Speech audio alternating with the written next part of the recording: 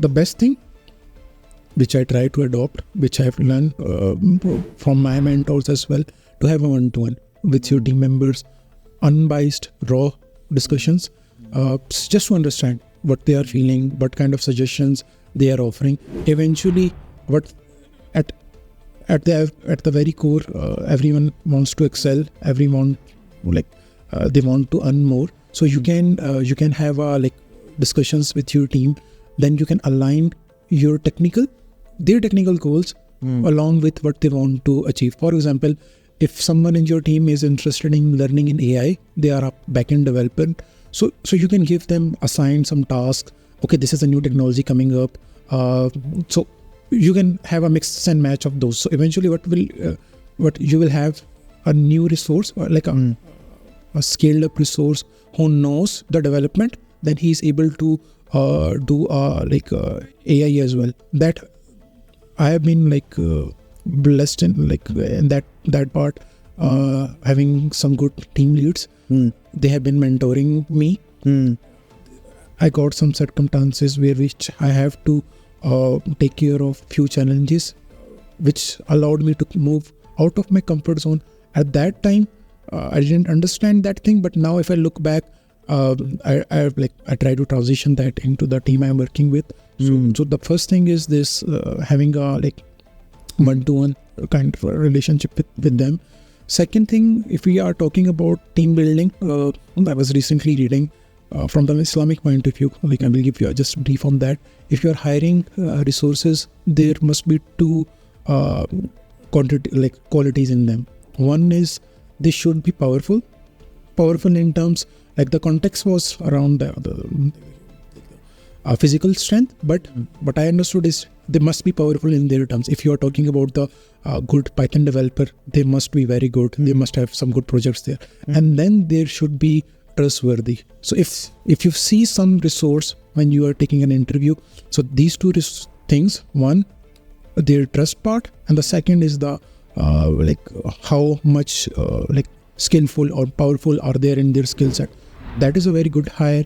And then this thing I have recently adopted, recently learned that people are going to make mistakes. Just be patient.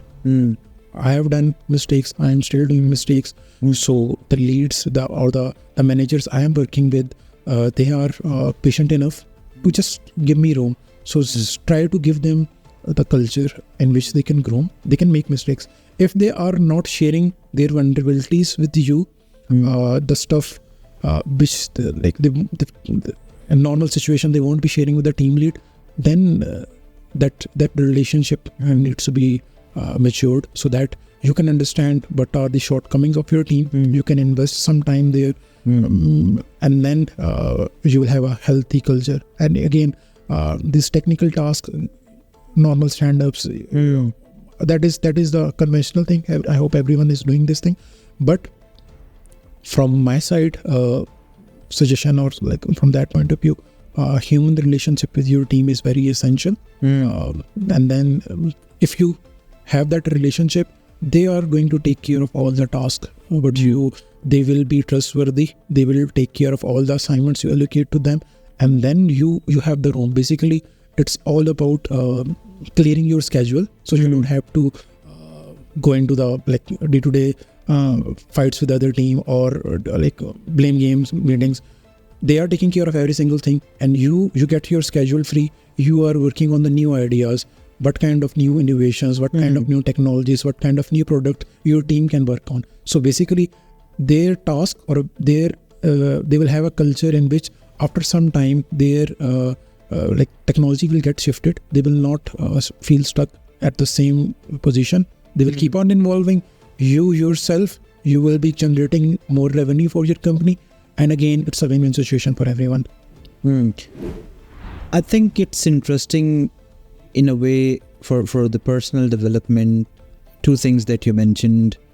One is, can I trust that person? I think that's really important, and trust is something I believe which will happen over time. It's not something you can judge in an interview or working few months with a person. Maybe you are able to detect few people are based on few factors, but I think trust happens over time. It takes time. That's one thing. The other thing that you mentioned is the skills, and again, this is something which I think you do interviews, you do everything to make sure that you are hiring a right person with right skills, but you still fail to do that because I believe in an interview is not a good benchmark for that. So you will assess their skills, and let's say if someone is lacking in skills or you assess them wrong, so what will you do? Will you give them chances to improve, give them the necessary training, or will you replace them? Okay. First thing, you mentioned regarding the skills of an individual. Obviously, not all the resources you hire will have the complete skill set, except like match of JD you are looking for. You have to take a chance there. That thing, it's a constant evolution for me as well. You make mistakes, you do some wrong hirings. It teaches you. Then you have a one-to-one with the your final interview with the candidate.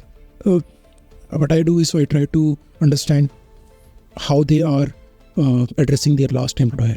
What are the reasons they are giving to me, and how much they are staying in a particular company. Things can go wrong. Maybe they opted for a wrong company. It can happen.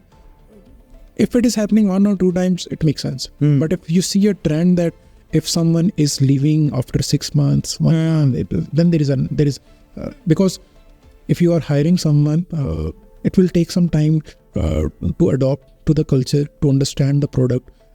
Maybe 3 months, maybe 6 months, depend upon the complexity. But it will certainly going to take some time.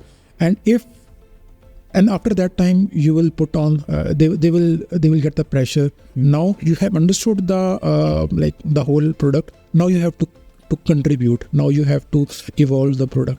And if at that time you find a trend in the resume or during the final interviews with them that they are not able to, there is a particular pattern there. So that is a one indicator.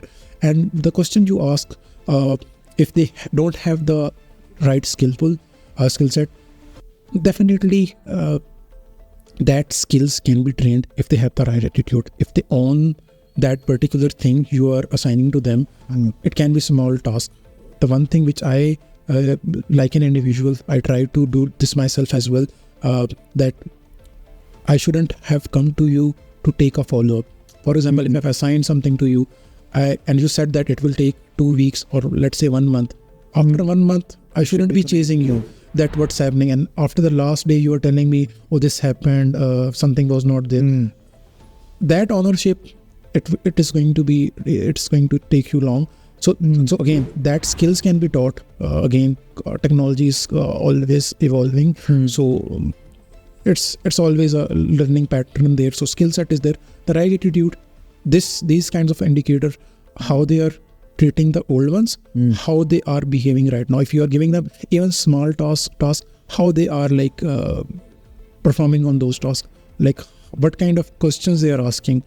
Are they asking you the obvious questions or obvious questions which are just one Google search away or just one chat GPT search away?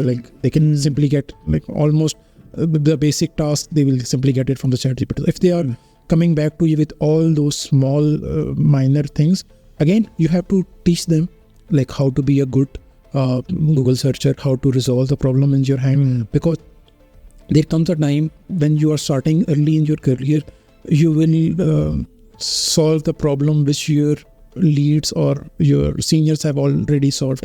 But then after a few years, you will be given with entirely new challenges. Maybe it's from the infrastructure point of view, maybe from the security, maybe from the AI point of view. There will be new technologies and no one in your circle will know nothing about. So that thing, the ability to learn new skills, that is going to help them to so they can understand learn new skills. So that is it. If the skill set, it can be taught, provided that they have the right attitude.